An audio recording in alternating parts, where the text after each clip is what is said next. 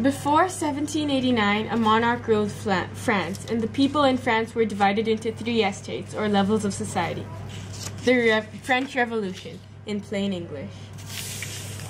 The first estate consisted of royalty and church members. Boo. The second estate consisted of nobles. The third estate made up 98% of France's population and was made up of the working class, who often felt that they were mistreated. Starting in 1770, a serious famine started and caused the starvation of many peasants, while the higher estates ate finely. This went on until 1778, when many peasants decided to take action. The Tennis Court Oath. On June 14, 1789, the Third Estate got kicked out of the Estate General Assembly. Having nowhere to go, they took their meeting to the only place they could find, an indoor tennis court. There, they pledged to never disband until a new constitution was written that gave the Third Estate more rights. They called themselves the National Assembly and proclaimed themselves as the true representatives of France. This was the first time that the citizens stood up for themselves. The storming of Bastille. After the Tennis Court Oath, the peasants started taking more action to create more rights for themselves. There was a draft for a new constitution written, and the Third Estate rejected many offers from the king to reform with the original assembly. On July 14, 1789, an angry mob stormed the Bastille in search for gunpowder.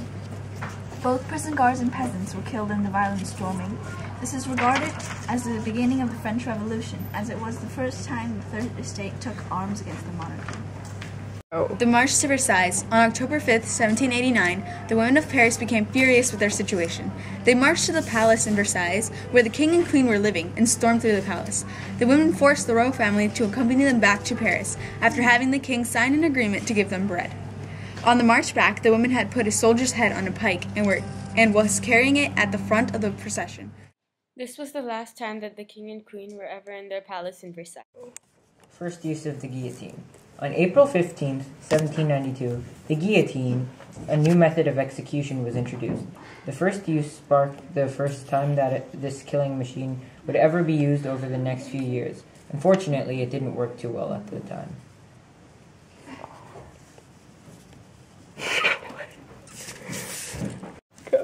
The execution of Louis XVI.